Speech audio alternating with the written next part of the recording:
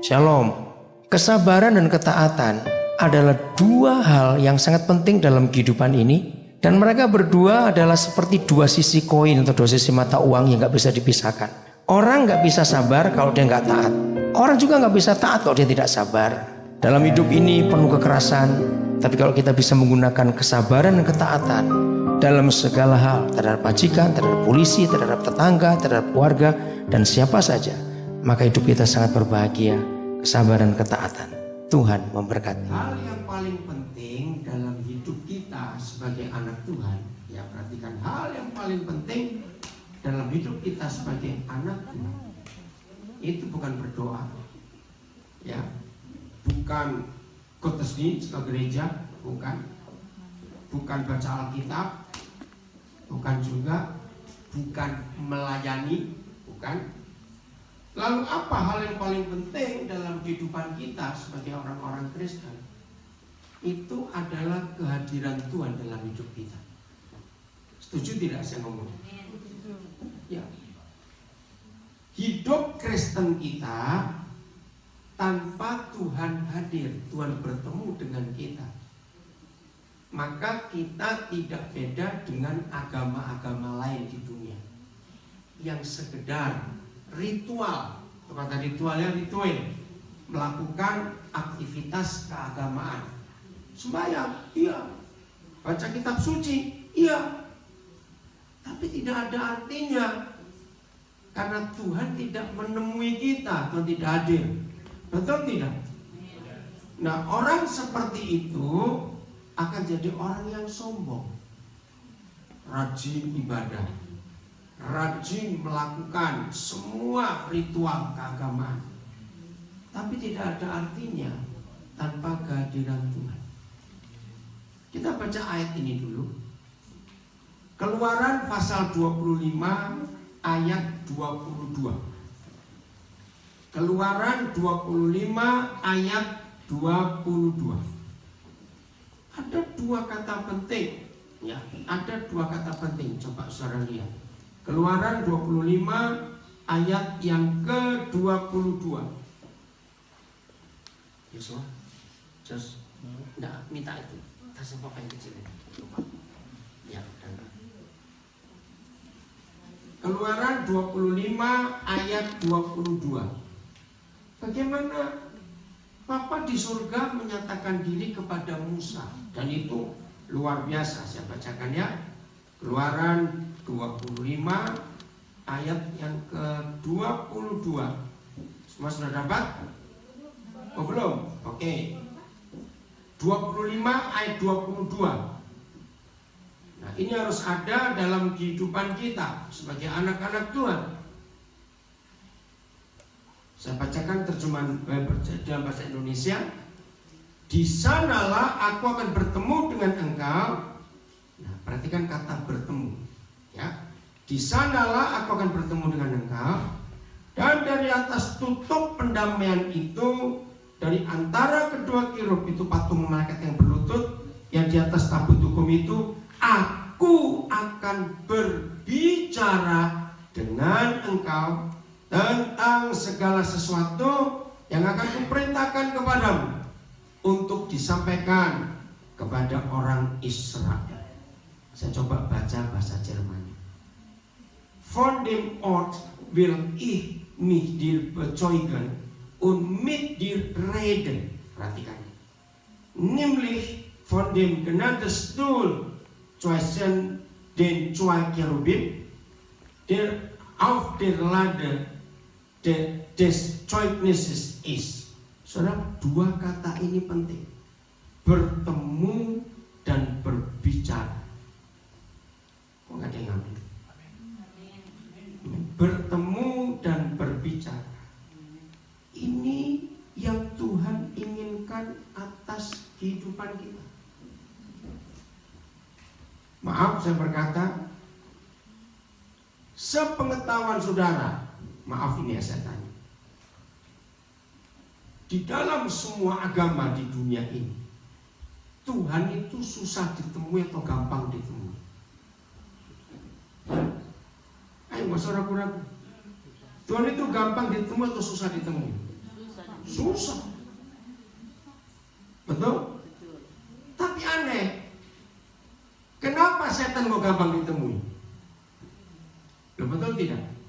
Ayo secara keadaan manusia itu lebih gampang ketemu Tuhan atau ketemu setan? Ayo cepat.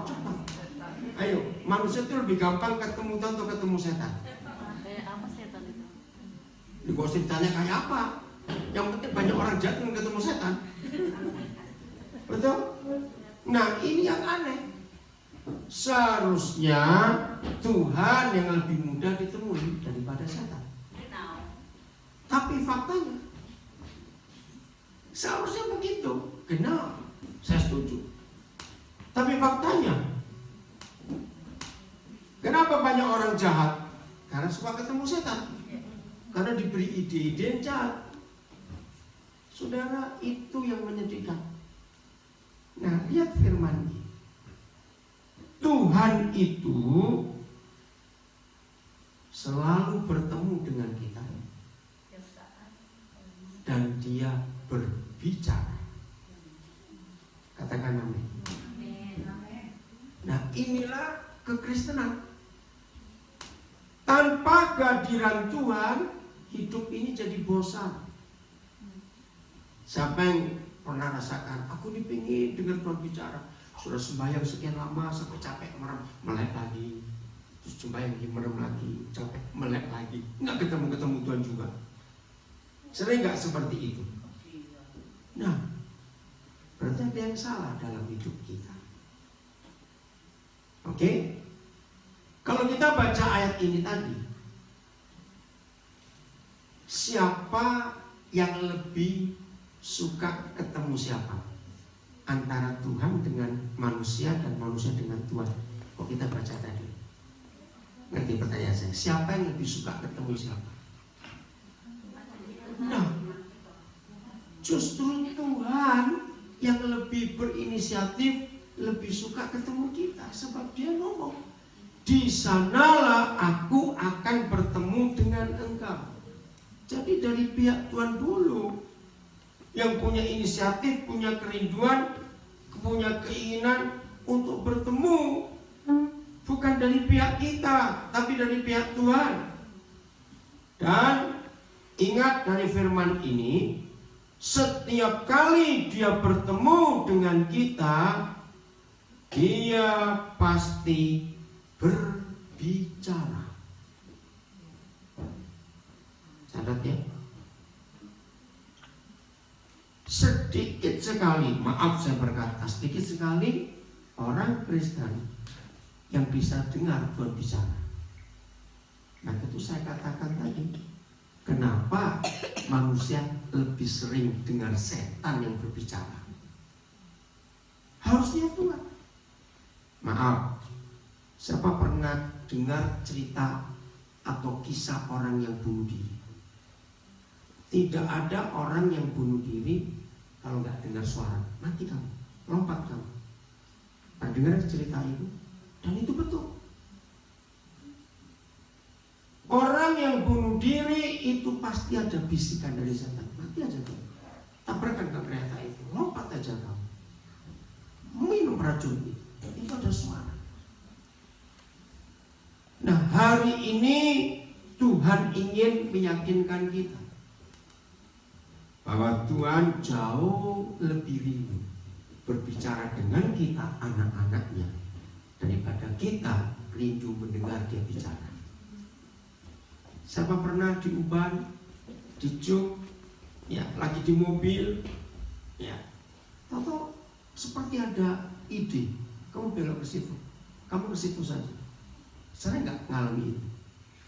Lalu saya tanya, pernah nggak ngalami itu? Belum. Harus ngalami itu. Maaf, siapa pernah? Ini sering terjadi. Maaf, lagi di WC, lagi bertakta di situ, tahu bertakta. Tahu ada sesuatu yang muncul di pikiran ini. Pernah nggak seperti itu? Nah, itu dia. Tuhan itu bisa bicara kepada kita untuk apa saja. Dan ini sungguh luar biasa. Jadi Tuhan tuh mau bicara kepada kita untuk banyak hal yang Dia mau katakan. Apalagi kalau kita kenal konsep ini, Tuhan itu Papa, betul? Papa kami dalam surga. Tuhan itu Papa. Kita ini anak-anak. Wajar atau tidak kalau Papa itu ingin selalu bicara pada anak-anaknya? Ayo, wajar atau tidak? Wajar. Namanya papanya kok. Nah, inilah tanda Kristen yang benar, yaitu bisa mendengar papanya bicara kepada kita. Harus. Maka itu saya beri ayat pertama tadi, Keluaran 25 ayat 22, bahwa Tuhan bertemu kita dan Dia berbicara dengan kita. Jelas ya? Dan itu terjadi terus. Siapa masih ingat pengalaman orang namanya Saul yang bencinya kepada Tuhan Yesus, yang benci kepada murid-murid Tuhan Yesus? Masih ingat? Terus dia jadi siapa? Setelah itu dia jadi siapa namanya?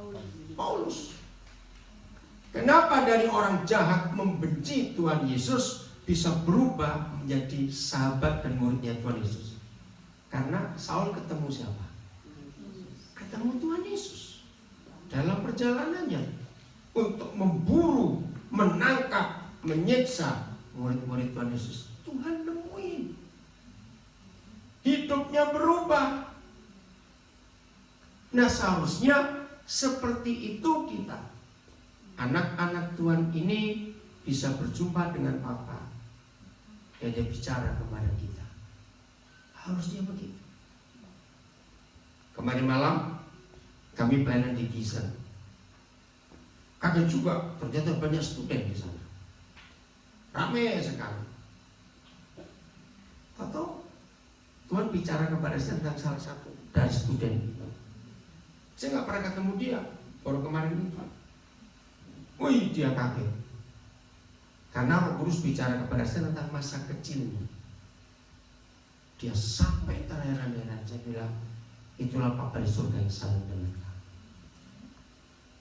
Saudara, jadi sampai hari ini Tuhan itu ingin berbicara dengan kita. Saya tambah satu ayat lagi supaya makin yakin. Mazmur 25 ayat 14. Mazmur 25 ayat yang ke-14.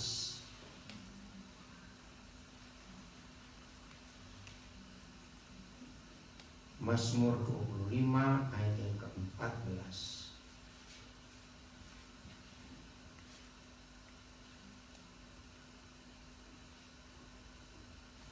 Ya. Yahweh bergaul karib dengan orang yang takut akan Dia, dan perjanjiannya diberitahukannya kepada mereka.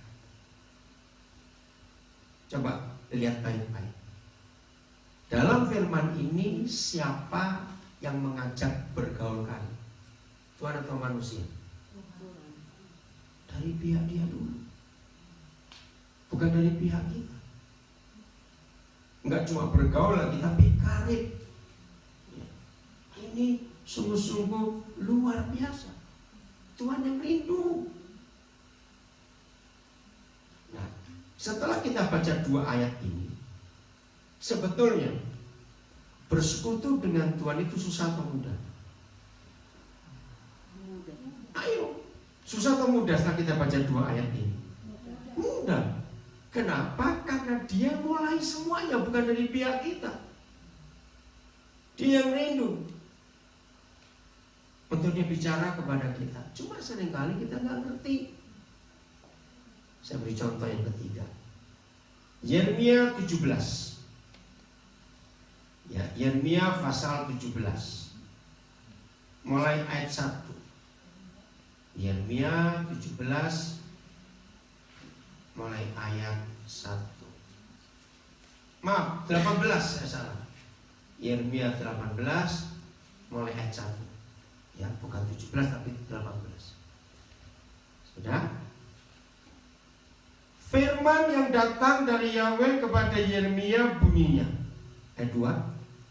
Pergilah dengan segera ke rumah tukang periuk. Ya, yang buat peralatan dari tanah itu ya. Di sana, di rumah tukang periuk itu, aku akan memperdengarkan apanya? Perkataan-perkataanku, perkataan Tuhan kepadamu. Ayo pelan-pelan kita berpikir. Apa yang ada di logika kita? Kalau Tuhan Yahweh menyuruh Yeremia ke rumah tukang periuk untuk Tuhan memperdengarkan perkataannya, kira-kira di rumah orang itu ada apa? Kira-kira, karena di rumah orang itu Tuhan mau berbicara. Kira-kira ada apa di rumah tukang periuk itu? Iya, sesuatu apa? Ada tanah di situ. Ada tanah? Bukan, maksudnya gini. Kan Tuhan menyuruh Yeremia, Yer, pergi kamu ke rumah orang itu. Dah, gak usah tolong pergi ke rumah orang itu. Di rumah orang itu, aku, kata Bapa di surga, akan memperdengarkan firmanku, perkataanku. Jadi di logika kita di rumah tukang, di rumah orang itu ada apa? Sampai ada Tuhan mau berbicara. Bukan, gak usah bilang barangnya. Bukan itu. Ngerti gak maksud saya itu? Loh, pelan-pelan. Kan Tuhan bilang, Yer, kamu ke rumah orang itu. Di rumah orang itu, aku akan memperdengarkan suaraku, firmanku kepadamu. Jadi seharusnya di rumah orang itu ada apa? Ada apa? Nggak dengar, ada apa? Ada orang. Ada orang, ya pasti ada orang sebelum rumah orang itu. Bukan, saudara belum dapat. Iya, sesuatu apa? Pesan, iya bentuknya apa? Memang pesan Tuhan di situ. Ada yang mau dibentuk. Ada yang mau dibentuk, bukan? Susah benar. Seharusnya ada kotes din di rumah orang itu. Loh, Persekutuan dia. betul tidak? Karena Tuhan akan memperdengarkan perkataan-perkataan. Harusnya ada kebaktian di rumah orang itu. Loh, ya atau tidak? Susah benar. Loh, dengarkan dulu. Maka itu saya tanya lagi, coba. Saudara belum? Tuhan berfirman, Yer, kamu pergi ke rumah orang itu. Sudah nggak usah bilang tukang periuknya, supaya saya nggak bingung tanahnya, bejananya, nggak usah bilang. Ya, perhatikan. Oke, semua lihat ayat 1 dulu kok gitu. Semua lihat ayat 1. Baca sama-sama ayat 1. Tunggu, sudah? 1, 2, 3. Firman-Nya yang datang dari Yahweh kepada Yeremia bunyinya. Ayat 2. Pergilah dengan segera ke rumah tukang periuk.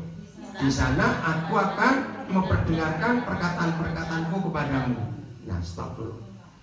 Saya ingin saudara menemukan kira-kira ada apa di rumah orang itu. Karena Tuhan akan berbicara kepada Yeremia di rumah orang itu. Nah, ada apa kira-kira? Persekutuan. Nah, harus ada persekutuan, ada kotes din. Betul tidak? Betul. Tapi kita lihat, ada nggak di rumah orang itu? Ayat 3. Lalu pergilah aku ke rumah orang itu. Dah, nggak usah periuknya lagi. Daripada saudara terganggu dengan periuknya itu nanti. Lalu pergilah aku ke rumah orang itu.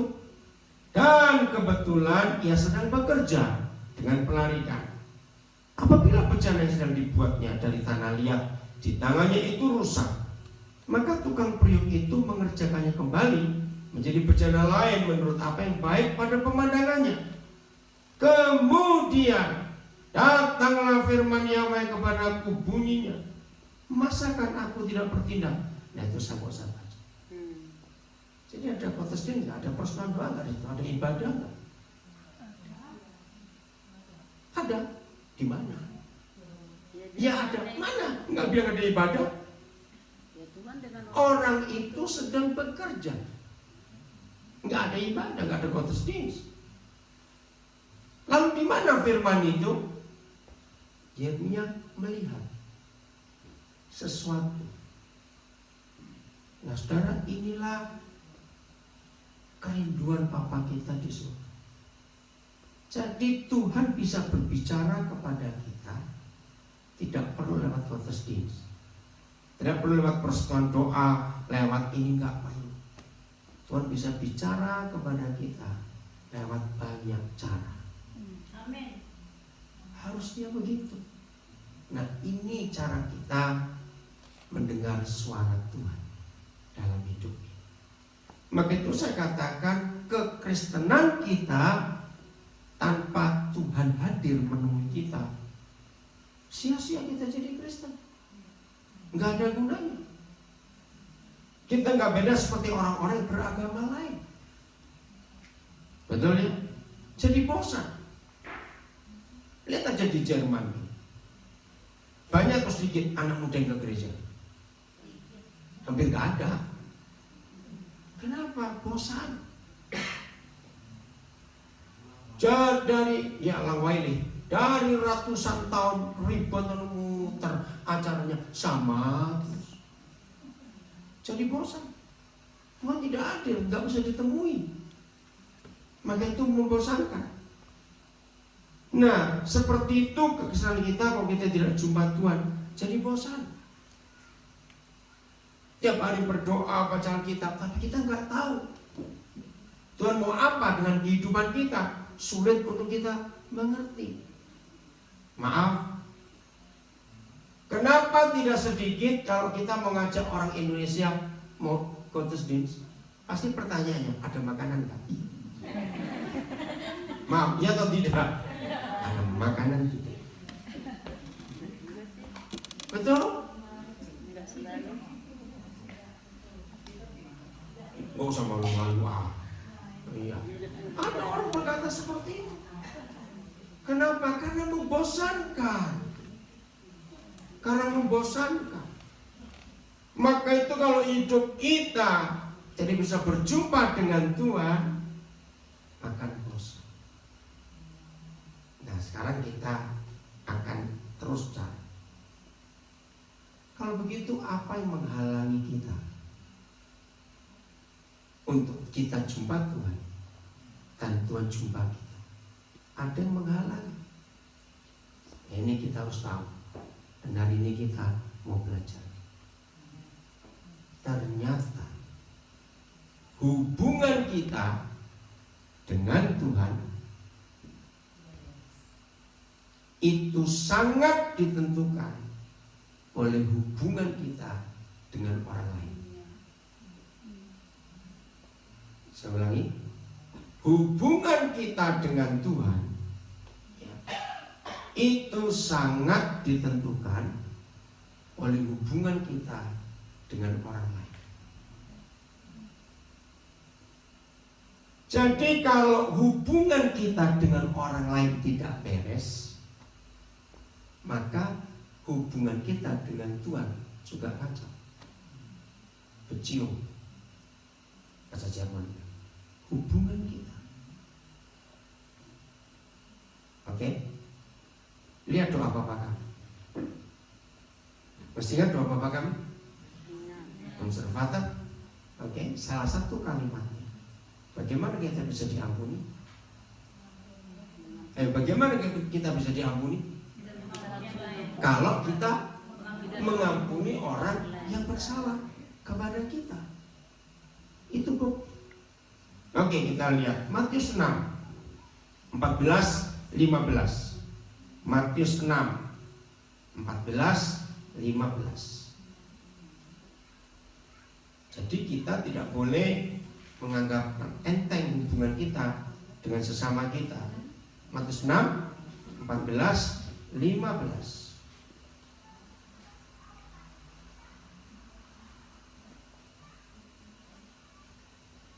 Karena jikalau kamu ngapain? Ayo baca. Jikalau kamu ngapain? Mengampuni siapa?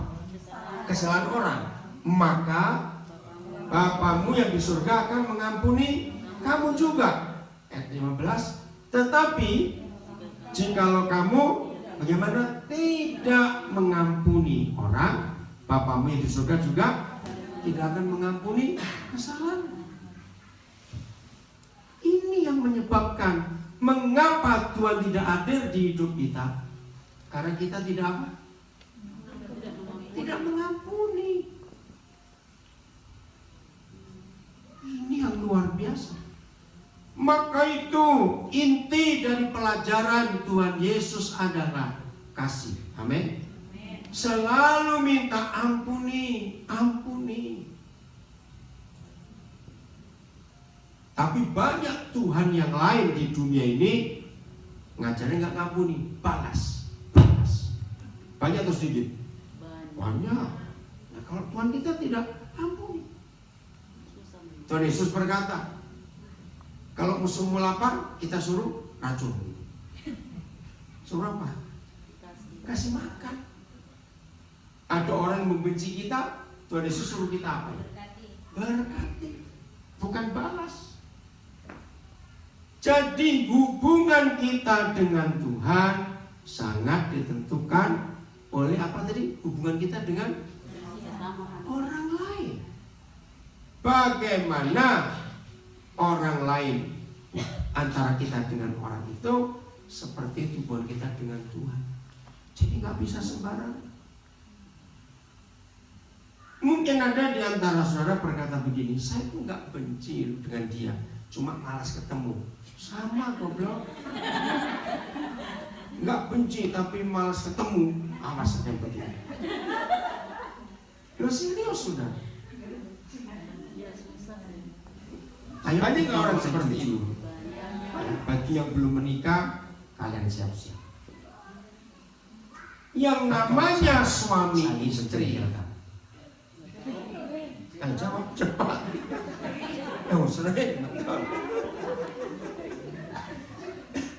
Yang namanya suami istri itu ternyata sering saling jengkel.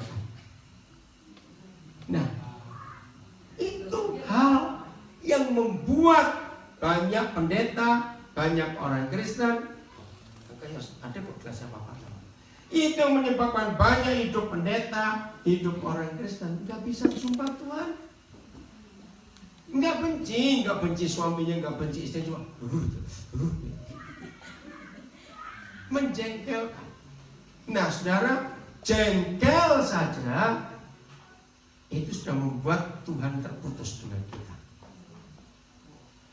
Oh, betul.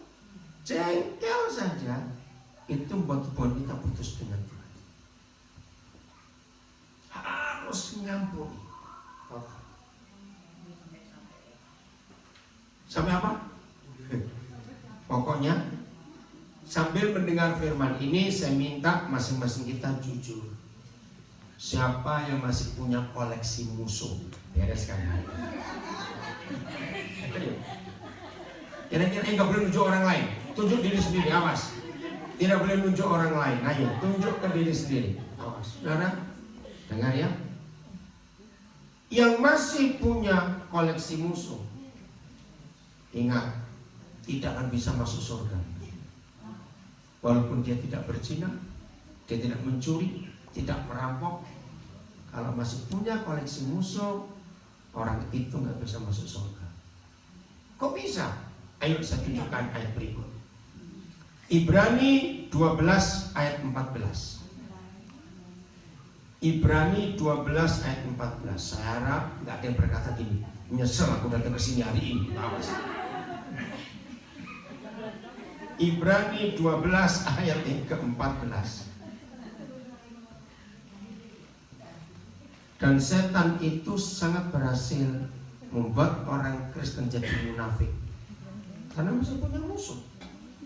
Yaitu tadi, saya nggak musuhan Pak, cuma malas ketemu. Sama, ingat itu baik-baik ya.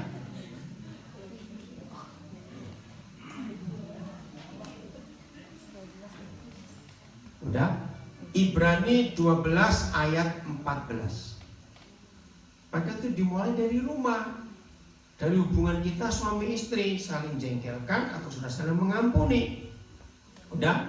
Ibrani 12 14 saya akan baca. Berusaha ngapain? Hidup damai. Ayo ngapain? Hidup damai. Apa kata lain hidup damai? Apa kata lain hidup damai? Rukun. Ya berdamai. Kalau hidup berdamai itu punya musuh atau tidak?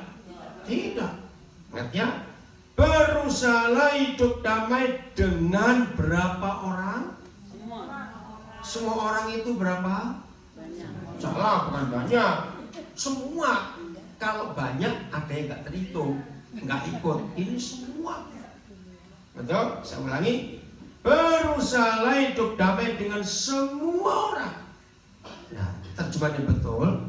Dan kejarlah perdamaian, bukan kekudusan. Saudara perhatikan dua kata ini, berusahalah dan kejarlah. Kalau ada kata berusaha itu tergantung siapa? Kita, bukan tergantung Tuhan. Maka itu Tuhan tidak akan mendengar doa kita yang seperti ini. Tuhan tolong aku, Tuhan aku ini sakit hati pada orang itu. Tolong aku supaya aku bisa mengampuni dia. Ini doa gak didengar oleh Tuhan. Kenapa? Karena bukan tergantung Tuhan untuk mengampuni orang itu, tergantung kita. Berusahalah hidup damai dengan semua orang dan kejarlah perdamaian. Nah, kata kejarlah tergantung siapa? Tergantung kita. Enggak tergantung Tuhan, enggak tergantung orang itu, tergantung kita. Terus perhatikan. Sebab tanpa perdamaian, ini loh yang berbahaya, ini. Sebab tanpa hidup damai dengan semua orang. Baca kalimat terakhir sama-sama Ibu Alkitab. 1, 2, 3. Maka tidak, ulang-ulang semuanya Ibu Alkitab baca kalimat terakhir. 1, 2, 3. Tidak seorang pun akan melihat Tuhan. Betul, ngeri. Kenapa di gereja hampir gak pernah dengar khotbah ini? Karena pendetanya pun punya musuh, maka itu dia takut khotbah. Maka itu tadi bilang, berarti baru dengar dong hari ini ada firman seperti ini. Jangan main-main. Tidak berdamai dengan semua orang. Walaupun rajin ke gereja, walaupun dia pendeta, majelis, dia gak akan ketemu Tuhan. Gak akan melihat Tuhan. Tanya, kalau ngelihat aja nggak bisa, ketemu bisa nggak? Jawab, ketemu bisa nggak? Enggak. Nah, kalau orang itu mati nggak ketemu Tuhan, berarti ketemu siapa? Ketemu setan, betul. Saudara, penting sekali, jangan anggap enteng. Dengarkan. Banyak orang Kristen, saya percaya bisa menjaga diri dari perzinahan. Bisa menjaga diri, aku gak mau jadi pencuri, apalagi merampok. Tapi sedikit sekali orang Kristen yang gagal mengampuni. Betul atau tidak? Berzina kita masih bisa jaga. Mencuri, aku amit-amit jangan sampai aku jadi pencuri, betul. Tapi ternyata jengkel itu susah sekali kita hilangkan. Gampang gak tiap hari ada orang jengkelin kita? Jawab, gampang tidak? Tiap hari ada orang jengkelin kita? Gampang sekali. Nah ini yang menjadi penghalang. Satu kali saya dapat cerita yang menakutkan. Teman saya ke suatu gereja. Di gereja itu ada kesaksian orang mati 3 jam hidup lagi. Nah, tapi yang menakutkan, waktu dia mati 3 jam dibawa ke surga dan ke neraka. Nah, di neraka itu dilihat pendeta. Pendetanya dia. Nah, teman saya ini cerita ke saya. Orang bagi saya Koden, apa betul pendeta bisa masuk neraka? Tunggu dulu, saya bilang. Dia bilang, Koden kenal kok? Enggak, saya enggak mau tahu. Itu bukan urusan saya. Loh, gimana ceritanya? Saya tanya. Tadi saya ke gereja dengan kesaksian. Nah, terus saya bilang, bisa pendeta masuk neraka? Banyak. Salah satu saya bilang kalau dia nggak ngampuni. Oh betul, saya tahu. Itu sakit hati sama mertuanya, nah itu dia. Saya nggak tahu siapa pendeta, urusan saya. Tapi dia tahu, nah itu. Jadi walaupun pendeta bisa masuk neraka, tidak berzina, tidak mencuri, tidak membunuh, tapi gak ngampuni. Jangan main-main. Kalau begitu, iblis berhasil gak membuat banyak orang Kristen masuk pendeta? nggak masuk surga. Sangat berhasil. Hanya dengan jengkel. Berbahaya. Maka itu saya katakan lagi, sambil saudara mendengar firman ini, jujur, kalau Roh Kudus kritik-kritik hati saudara, ingatkan koleksi musuh, cepat bereskan. Siapa tahu malam ini kita mati. Ih, maaf, kan ada orang tahu bukan? Terus kemana? Melihat Tuhan saja tidak bisa, apalagi ketemu. Itu berbahaya sekali dalam hidup kita. Oke. Siapa masih ingat? Di Alkitab hanya ada satu ayat saja yang memberitahu kita apa syarat jadi anak Tuhan. Satu ayat saja yang memberitahu kita bagaimana, mengapa kita bisa disebut anak-anak Tuhan. Ada yang tahu nggak ayat mana itu? Oke, nggak tahu, buka Matius 5 ayat 9. Ini satu-satunya syarat untuk menjadi anak-anak Tuhan. Matius 5 ayat yang ke-9. Maka itu jangan anggap enteng ya. Mengampuni orang itu harus mutlak, nggak bisa ditawar lagi. Ayat 9. Baca sama-sama. Matius 5 ayat 9. 1, 2, 3. Berbahagialah orang yang membawa damai. Terus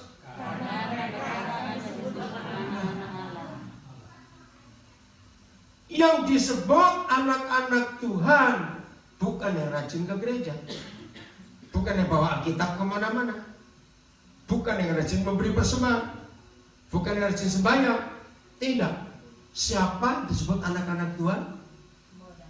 Ayo, yang membawa damai, peacemaker, menjadi juru damai.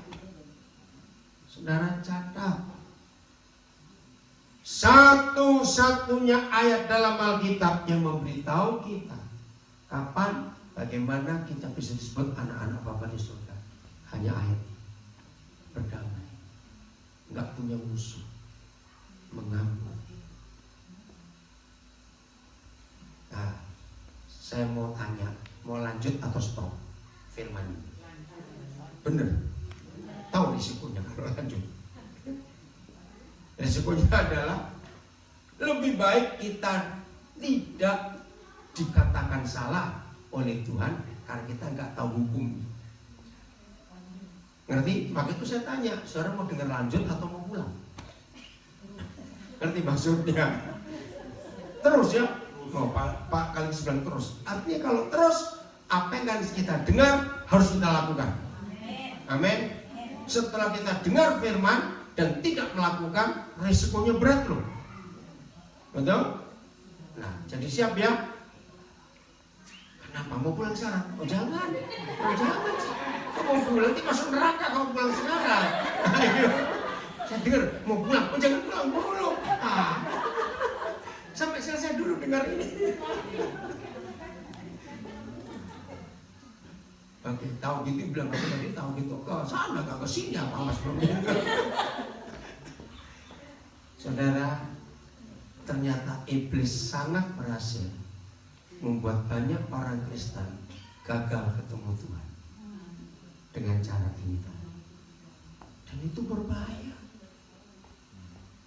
Maaf kalau saya harus pakai kata ini, awas yang belum ngampuni mantannya. Ngerti kata itu? Mantan pacar, mantan istri, mantan suami, mantan mertua, mantan tetangga. Pokoknya sampai belum ngampuni, awas.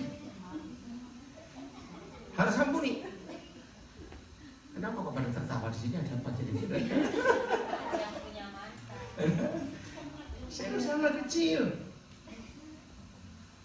Jangan biarkan setan bekerja dalam hidup kita. Setuju? Ampuni. Ayo saya tanya, ngampuni orang itu gampang atau susah? Enggak, siapa bilang susah? Gampang kok susah? Susah. Gampang, kok susah? Kenapa kita susah ngampuni orang? berarti kita ingin masuk neraka, gitu aja sudah. Ya kalau tidak mau ya harus ampuni, nggak bisa tidak. Saudara tanya semua dokter, ternyata penyakit-penyakit yang makin ganas akhir-akhir ini itu bukan karena virus, bukan karena bakteri, karena hati yang sakit. Betul tidak? Dokter berkata seperti itu. Maka itu firman Tuhan berkata, hati yang gembira adalah obat yang manjur. Nah, manjurnya itu jangan lupa.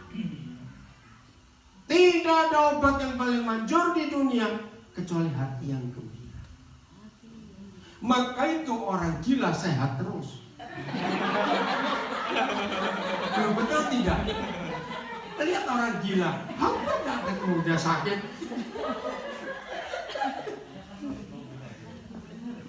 Dan itu betul, luar biasa. Tapi maksud Bapak di surga jangan gila dulu baru sehat, jangan Dan betul, orang gila itu sehat terus karena nggak stres, nggak punya ATM padahal. Hati yang gembira itu obat yang manjur. Tapi semangat yang patah mengeringkan tulang. Semangat yang patah dia sakit hati, kecewa, dendam, putus asa, jengkel. Nah, tapi aneh firman ini, mengeringkan tulang. Kalau ada, makanya kok tulang bisa kering, mau jadi dulu kering, tulang mana tulang basah. Ternyata begini kata Tuhan. Ayat itu sudah dibuktikan oleh medis. Di dalam tulang yang kering itu ada yang basah. Namanya apa? Sumsum. Bahasa Jermannya apa sumsum? Apa bahasa Jermannya? Knochen Mark. Apa fungsinya sumsum? Kenapa Tuhan ciptakan sumsum? Itu bisa kering. Ayo siapa tahu? Apa fungsinya sumsum? Ayo. Oke, gini aja. Pabrik darah. Sumsum itu pabriknya darah. Apa fungsinya darah untuk manusia? Transfer. Kehidupan. Jadi, bisa nyalakan lampunya? Thank you. Ya, angkat oke. Catat nih. Firman ini itu ada di Amsal 17 ayat 22. Medis sudah membuktikan. Amsal 17 ayat 22 yang bahwa sumsum itu bisa kering kalau orangnya stres. Kalau sumsumnya kering, berarti pabrik darahnya tutup. Dan orang yang pabrik darahnya tutup itu titik, bukan lagi koma. Ngerti maksudnya? Titik. Apa tadi titik? Meninggal. Saudara, firman Tuhan itu luar biasa. Maaf. Tanya para ahli kanker, para onkolog. Mereka sudah membuktikan ketika darah kita asam, ya bukan bahasa atau istilah bahasa Jerman, istilah asam itu apa? Sour, sebetulnya asam, darah kita asam. Maka metabolisme tubuh kita ini rusak. Nah, dokter sudah menemukan penyebab darah asam karena stres, karena dendam sesuatu. Maaf, saya harus ngomong, jangan tersinggung. Sepengetahuan saudara, antara laki dan perempuan, siapa lebih banyak kena kanker? Ini fakta. Kenapa perempuan lebih banyak kena kanker? Karena perempuan itu makhluk halus. Semua disimpan. Maaf, betul tidak? Kalau makhluk halus, kalau laki-laki itu cenderung dablek, ya cuek. Maka itu yang sering kena kanker itu perempuan. Maaf, jangan marah. Ini fakta. Bukan lebih banyak dosa, nggak mengampuni, itu aja sudah. Maka itu tidak mau mengampuni itu rugi besar. Di dunia sakit-sakitan, mati ke neraka, lebih sengsara lagi. Harus ampuni. Ada 3 alasan kenapa kita nggak bisa ngampuni. Cepat catat. Ya, ada 3 alasan kenapa kita nggak bisa ngampuni. 1, merasa dirugikan. Aku sudah berkorban untuk kamu sebanyak itu. Enak aja sekarang. Nah itu dia. Merasa dirugikan, itu orang nggak bisa ngampuni. Udah? Merasa dirugikan. Nomor 2, harga diri. Pride-nya ya, kesombongannya. Aku nggak salah, aku begini, aku itu begitu. Nah, itu nggak bisa ngampuni. Oke, jelas? Seulang, nomor 1 tadi merasa dirugikan. Ya. Nomor 2, gengsi, kesombongan. Udah? Gengsi atau kesombongan, harga diri. Udah? Udah selesai nyatet? Nomor 3, ingin balas dendam. Nah itu dia.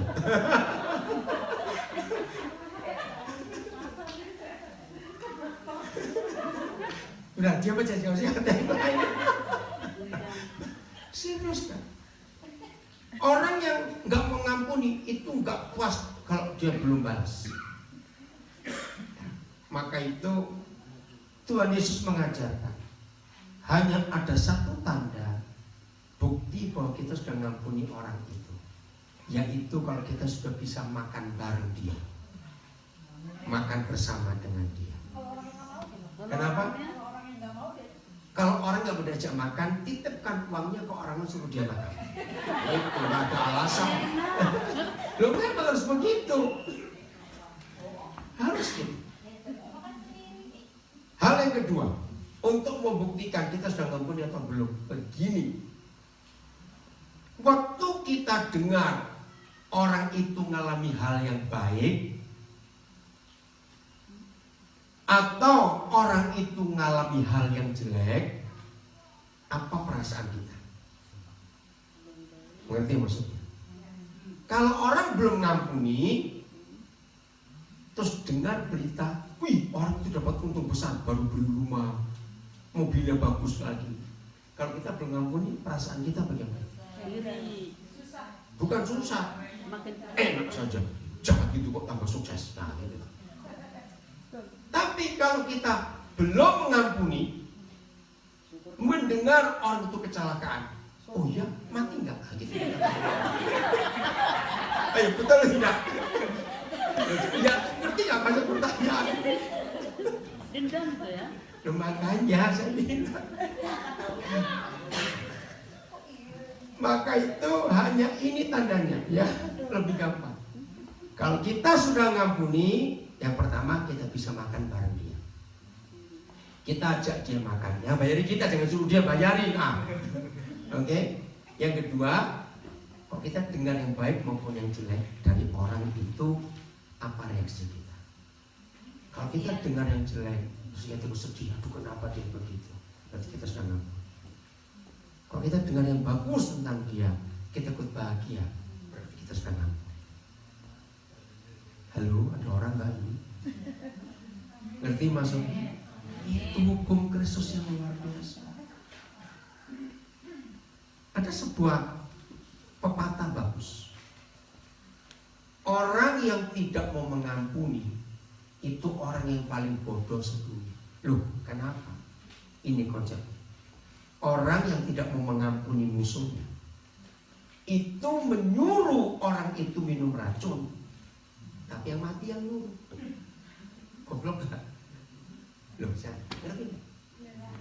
Orang yang tidak mau mengampuni jadi masih punya dendam, itu artinya orang yang dendam ini menyuruh musuhnya minum racun, tapi yang mati yang nyuruh. Kan goblok. Lihat atau tidak? Rugi nggak? Yang sana senang-senang terus, yang sini mati, kan rugi. Maka itu jangan tidak mengampuni. Ingat, saya ulangi lagi. Akibat pertama apa tidak mau mengampuni? Kita nggak ketemu Tuhan, mati di neraka. Nomor 2, tidak mau mengampuni, sakit. Betul, hidupnya merana, menderita. Maka itu bagi banyak keluarga, ini khususnya para istri, mama, kepada anak-anak, Jadi kalau ada suami yang gila, istri jangan ikut gila. Setuju? Loh, betul nggak? Biar dia gila sendiri. Ngapain mau ikut-ikut gila? Loh, betul tidak? Kalau suami gila, istri ikut gila, kasihan anak-anak ikut 2 orang gila. Loh, ya atau tidak? Jadi para istri jangan goblok. Yang gila biar dia sendiri. Mau mati mau apa urusan dia. Yang penting hidup ini beres dengan Tuhan.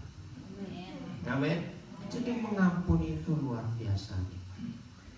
Maka itu jangan sampai saudara salah, jangan sampai saudara gagal, jangan sampai saudara menjadi Kristen yang tidak ada artinya karena nggak ketemu Tuhan. Jadi saya ulangi lagi. Kenapa ada orang tidak mengampuni tadi? Satu, karena merasa rugi, kok enak. Nah, nguntut. Nomor 2, ngomong harga diri, gengsi. Nomor 3, ingin balas. Nah, itu dia bahaya. Orang nggak bisa ngampuni itu susah tidur, atau sering sakit mah, tekanan darahnya nggak normal, kacau sudah. Yang sana senang-senang terus. Untuk apa? Kita hidup seperti itu. Ayat terakhir 1 Yohanes 3 ayat 15. Ayat terakhir ya, 1 Yohanes 3 ayat 15. 1 Yohanes pasal 3 ayat yang ke-15. Jadi kita harus mengampuni. 3 ayat 15.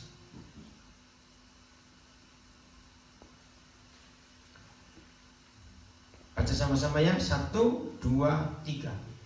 Setiap orang yang membenci saudaranya adalah seorang pembunuh manusia. Dan kamu tahu bahwa tidak ada seorang pembunuh yang tetap memiliki hidup yang kekal dalam diri. Apa artinya memiliki hidup yang kekal? Masuk surga.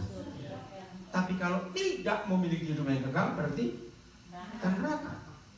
Kenapa? Karena membenci saudara. Hukum surga memberitahu kita membunuh itu tidak harus menghilangkan nyawa orang. Membunuh tidak harus mematikan orang, tidak. Begitu kita benci pada seseorang, maka kita berstatus pembunuh. Pembunuh siapa? Baca, ada kata itu. Pembunuh siapa? Gak cuma pembunuh loh. Kalau cuma pembunuh bisa bunuh ayam, bunuh nyamuk, itu bunuh. Tapi bunuh siapa di situ? Nah, baca lengkap. Lagi sekali. Makanya ada manusianya Inang. Jadi kalau kita tidak mengampuni, apa status kita? Pembunuh manusia. Maaf saya cuma tanya, kira-kira di ruangan ini banyak atau sedikit pembunuh-pembunuh ini? Ini nakutin sekali. Awas, lumayan, gimana? Saudara jangan main-main. Tidak mengampuni itu bukan perkara kecil, itu besar. Ingat, rugi lu di sini, rugi, penyakitnya akan datang. Untuk apa? Jadi saya nggak tanya kepada saudara mau ngampuni atau tidak, bukan itu pertanyaannya.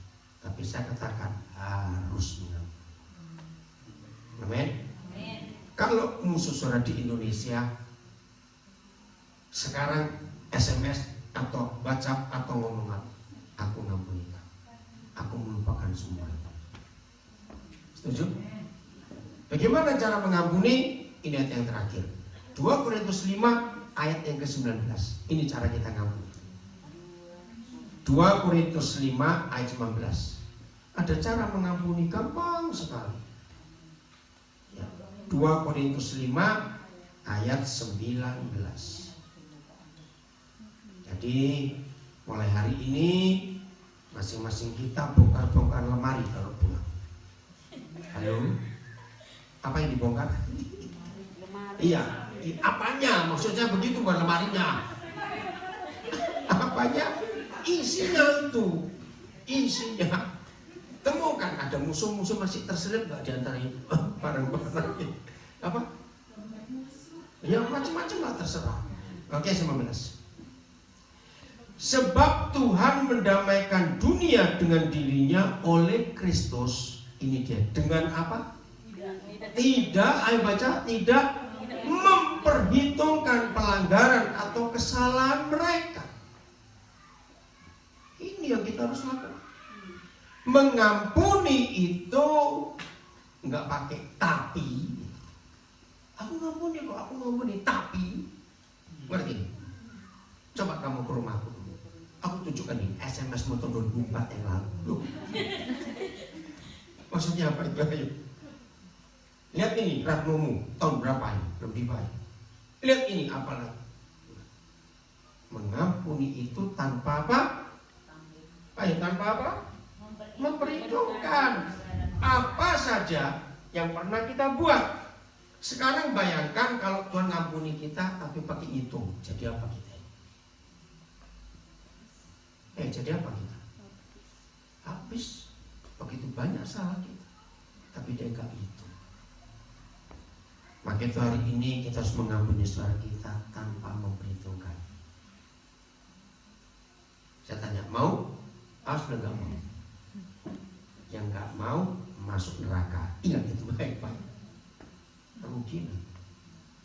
Jadi harus bereskan hidup ini. Karena disitulah yang menentukan Tuhan hadir. Bahagia itu keluarnya dari dalam.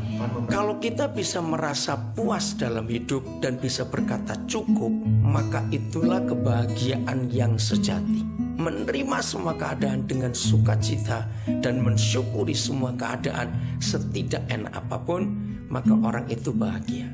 Kalau kita bisa menerima segala kekurangan dan keadaan yang tidak baik dengan penuh syukur, itulah kebahagiaan.